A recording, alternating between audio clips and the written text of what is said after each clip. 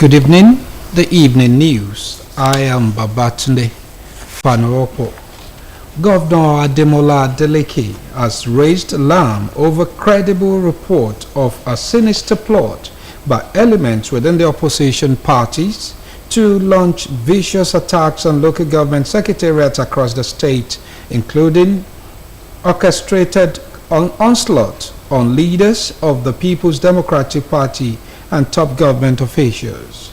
In a statement issued by his spokesperson, Malam Olawale Rashid, the governor noted that the evil agenda is designed to disrupt the forthcoming local government elections and create an atmosphere of chaos to push for the declaration of a state of emergency, warning that anybody apprehended over the plot will face the full wrath of the law.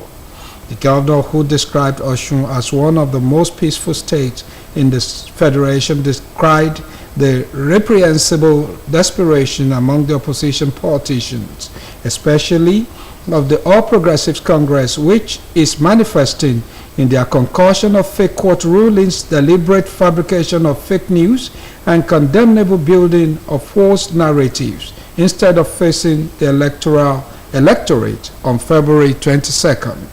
According to the state governor, there is a subsisting court judgment secured by the APP which nullified the kangaroo local government election held in 2022, declaring that the judgment remains valid in law and reality.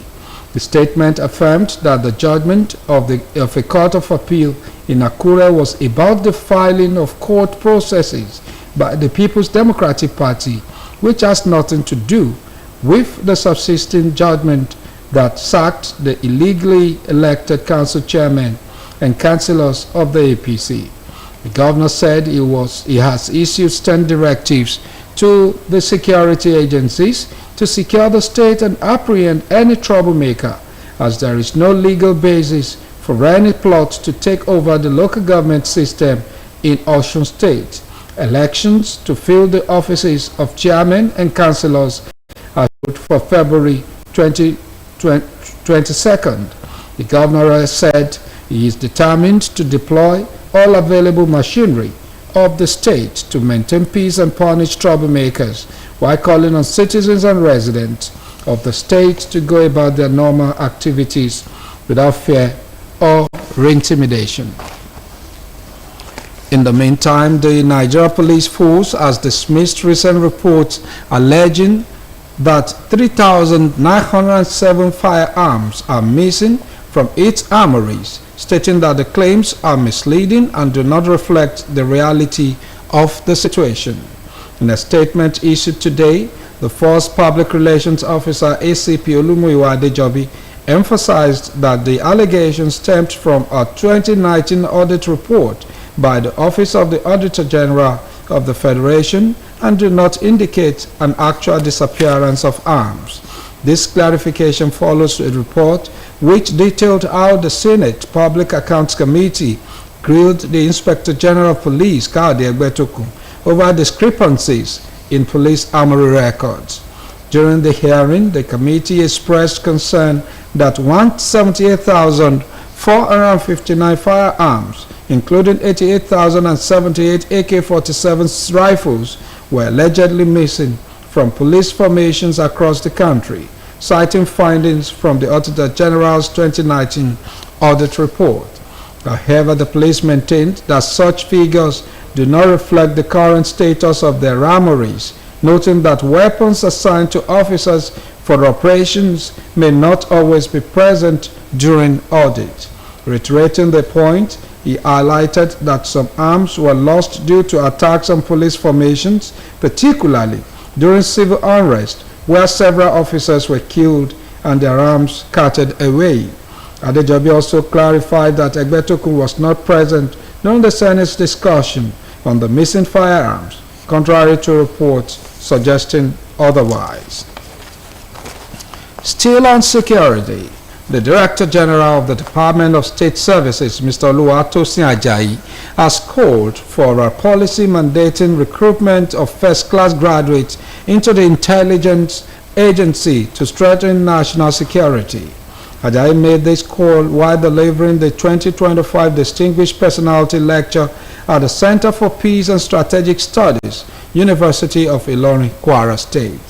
In his lecture titled The Roles of the DSS in Security Peacekeeping and National Integration, Ajayi emphasized the need for a paradigm shift in recruitment and staffing within security agencies to ensure only the best minds are enlisted. Represented by the DSS Deputy Director, Mr. Patrick Ikenwe, the DG argued that recruiting top academic performers into the DSS should be a compulsory national policy, similar to Israel's selective university admission system. The DG stressed the need for a shift in public perception, noting that many Nigerians view security agencies as adversaries rather than allies.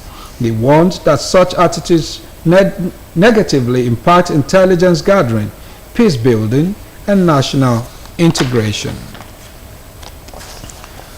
The Judiciary Staff Union of Nigeria has issued a 7-day ultimatum to the federal government to implement the new national minimum wage and other benefits or face an indefinite strike.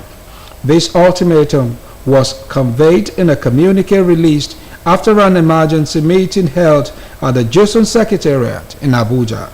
According to the communique, the 7-day ultimatum begins today and ends next week. Osun warned that failure by the federal government to meet their demands within this time frame will result in an indefinite strike.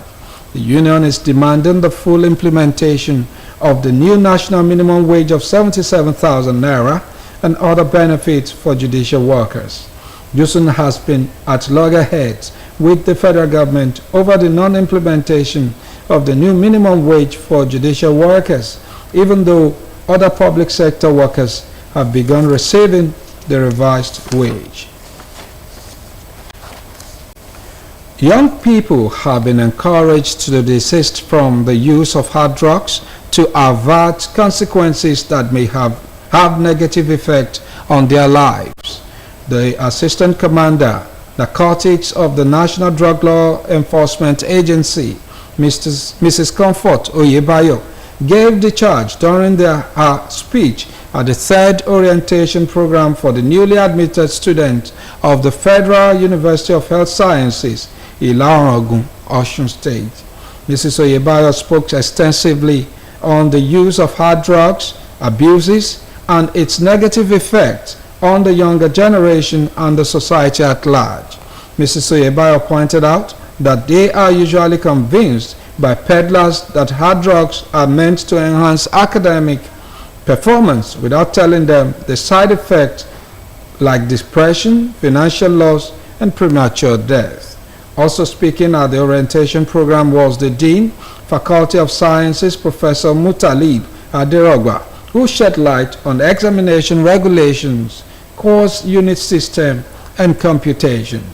Professor Adeleke spoke on importance of examination, eligibility to write, absence from examination, uses of examination booklet, examination-related offenses, and corresponding offenses, among others. The university's librarian, Mrs. Buki, cited rules of the library as informative, research purpose, and educative for soft skills workshop and others for the educational growth of the student. And on to sport. Nigeria international Kelechi Iheanacho says he is excited to return to a familiar ground where he feels very much at home following his move to Middlesbrough in the January transfer window after a short spell in Spain with Sevilla. The 28-year-old striker joined Middlesbrough on transfer deadline day after spending just 6 months with the La Liga outfit following his free transfer from Leicester City. Iheanacho endured a difficult spell in Spain since joining Sevilla, failing to score in 9 La Liga appearances. His only goals for the club came in the Copa del Rey, where he netted 3 times. The former Manchester City forward, who helped Leicester win the champions last season, expressed excitement about his return to England and the opportunity to work with Borough Manager Michael Carrick. And on the foreign scene, European leaders have scrambled to get a seat at the table in Ukraine peace talks after United States President Donald Trump spoke directly to Russian President Vladimir Putin and announced the immediate start of negotiations. Trump said he had held a highly productive phone call and would probably meet in person with Putin in the near term. He then briefed Ukrainian President Vladimir Zelensky on the call but was non-committal about whether Ukraine will be an equal participant in the negotiations. Trump said there is the need for peace as he pushed both sides to start talks to end the three-year war. In a sign of the tension between the Trump administration and Europe, German Defense Minister Boris Pistorius said it was regrettable that Washington had made concessions to Russia before peace talks had even started. According to him, Europe will have to live directly with the consequences, and it goes without saying that the continent must be part of the negotiations. German Chancellor Olaf Scholz expressed his concern that Trump could force Ukraine into a bad peace deal that would leave it facing an emboldened Russia, saying the next task is to ensure that there is no dictated peace. And that ends the evening news on OSBC TV. Join us at 7 for the major report. Good evening.